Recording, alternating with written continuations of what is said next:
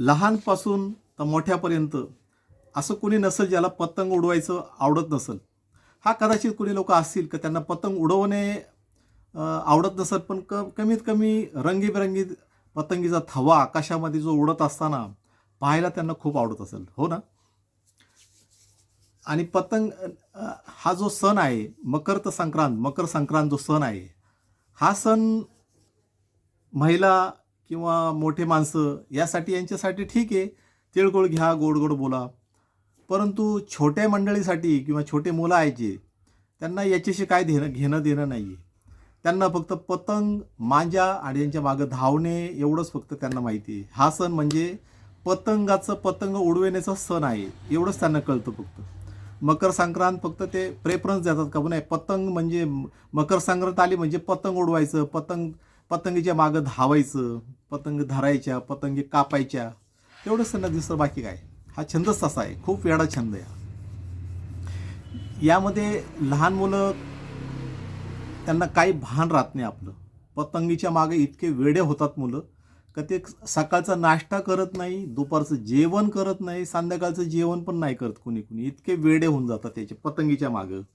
तर मी त्यांच्या पालकांना असं विनंती करतो, पालकांना जे लहान मुलं आहेत त्यांना जे पतंगीचं ज्यांना आवड आहे, पतंग उडवायचं जे लहान मुलांना आवड आहे, त्यांच्या पालकांना मी विनंती करतो की त्यांना प्लीज तुम्ही मांजा पतंग आवर्जून आणून द्यावं किंवा त्यांना पैसे द्यावं की बाबा तुझ्या आवडीचे पतंग मांजा घेऊन ये.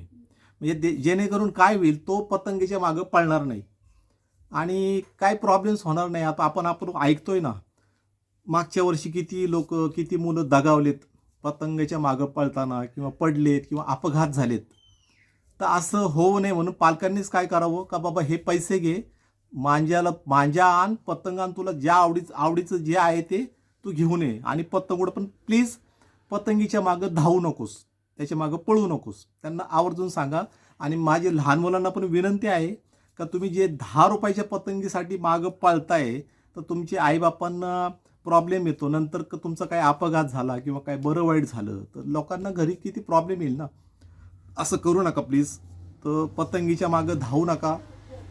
ठीक आहे, पतंग उडवा, पतंग कापा, तोपर्यंत ठीक आहे, पण असं त्याच्या मागं धावू नका प्लीज, आणि स्वतःचा जीव गमावू नका प्लीज. तर हे एक होतं सांगायचं तुम्हाला. आणि दुसरं, आपण सर्वांना अस्लम कुमारच्या वतीनं मकर संक्रांत याच्या खूप खूप शुभेच्छा. हा सण म्हणजे नक्की मकर संक्रांत हा सण जो आहे, तर हा द्वेष, वैर, राग, आपापसातली जी भांडणं आहेत ते प्लीज मिटवायचा. हा म्हणजे समाजाने आपल्याला हा सण दिलेला आहे का बाबा, वैर जे आहे किंवा आपापले द्वेष आहेत ते एकमेकांपासून आपले मन स्वच्छ झाले पाहिजे, मिटवले पाहिजेत. सगळ्यांबद्दल प्रेम ठेवलं पाहिजे, एकमेकाबद्दल प्रेम ठेवलं पाहिजे. हा संदेश या मकर संक्रांतीच्या सणातून दिला जातो. हा एवढा मोठा संदेश आहे का एकमेकांचे तुम्ही वैरी नका बनू, त्यांच्या संग भांडू नका, प्रेमाने वागा. तर म्हणूनच समाजाने या सणामध्ये तिळगुळ घ्या आणि फक्त गोड गोडच बोला हा संदेश दिलेला आहे. नेमकं काय या वतीने की बाबा कमीत कमी तिळगुळ घ्या, गोड गोड बोला. म्हणजे माणसाने समजा कुणाकडून काही चूक झाली असेल किंवा काही भांडणं झाली असेल किंवा काही झालं असेल, काही चूकबुक होत जाते माणसाकडनं, असं काही प्रॉब्लेम नाही.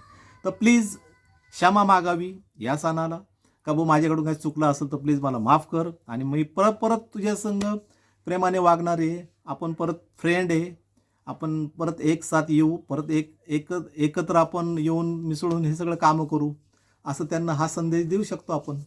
तर आपल्या सर्वांना परत एकदा मकर संक्रांतीच्या आणि पतंगाच्या सणासाठी लहान मुलांना विशेषतः तर खूप खूप शुभेच्छा.